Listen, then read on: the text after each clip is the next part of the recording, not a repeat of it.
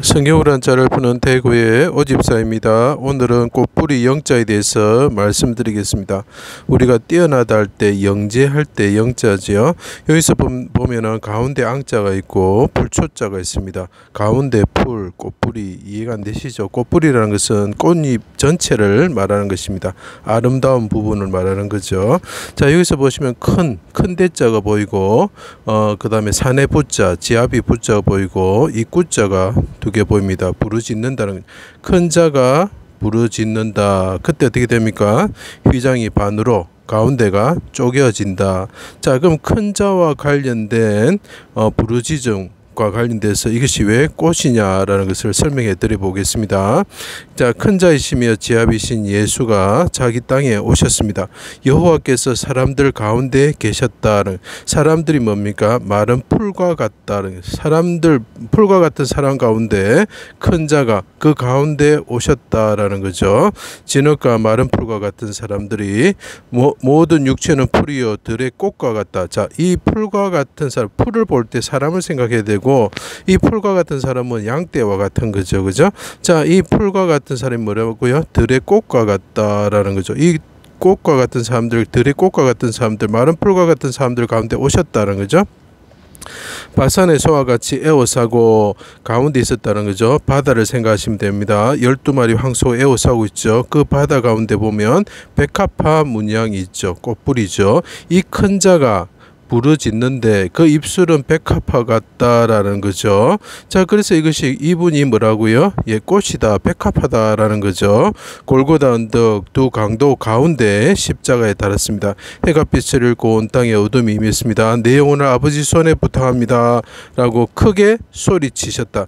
자, 큰 자가 우리 지압이 되시는 분인데 그분은 사내 분이시죠. 사내아이로 오셨죠. 자, 그분이 부르짖었다라는 거죠. 백합화처럼 부르짖었다라는 거죠. 마른 풀과 같은 사람들이 애워살 때, 들의 꽃과 같은 사람들이 애워살 때 자꾸 꽃꽃이 나옵니다. 그죠?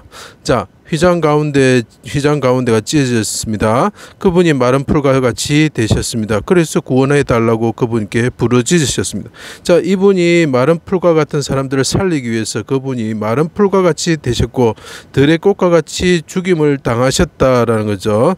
나는 사론을 수선하여 골짜기, 사망의 엄침한 골짜기를 말하고 흑암이 진 것을 말합니다. 백합화로다라고 이야기했죠. 우리 술라미에는 자꾸 기독교인이라 하나님을 믿는 사람이라 생각하는데 그것이 아니고 예수 그리스도를 나타내는 것입니다. 여자들 중에 자, 그 흙과 같고 풀과 같은 사람들이죠. 이스라엘 그 백성들을 말하는 거죠. 내 사랑은 가시나무 가운데, 자, 가시나무는 악인을 뜻합니다. 이 이스라엘 백성을 말합니다. 가시나무 가운데 뭐라고요? 이 사람은 큰 자는 백합하다라고 표현을 하죠. 꽃뿌리 영자가 됩니다. 나의 사랑하는 자는 희고도 붉어 많은 사람 가운데 뛰어나구나. 그래서 영재라고 하는 것입니다. 이 사람은 아름답고 뛰어나고 어떤 사람이죠? 백합화 가운데, 가시나무 가운데 백합하다. 꽃뿌리 영자가 되는 것입니다. 자, 뺨은 향기로운 꽃밭 같고 푸른 듯 같고 입술은 백합화 같도다. 그 사람이 크게 부르짖으시는데 이 부르짖음 기도는 백합화다라고 표현을 하고 있죠. 그래서 야긴 보아스에 보면은 백합화가 보이고 바다에 백합화가 보이는 것입니다. 손은 황옥을 물린 황금 노리개 같고 몸은 아름다운 상아에 청옥을 입힌 듯 하구나. 그래서 옥빈 영자 보면은 이 왕이 뭐라고요? 백합화 가시나무 가운데 있는 백합화인데 이 사람 뭐라고요?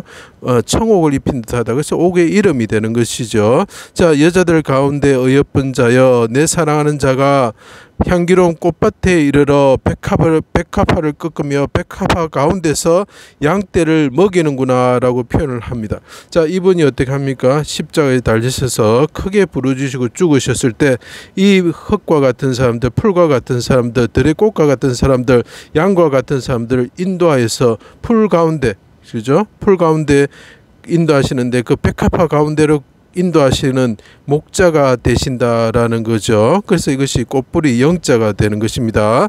제 강의를 들어주셔서 감사합니다.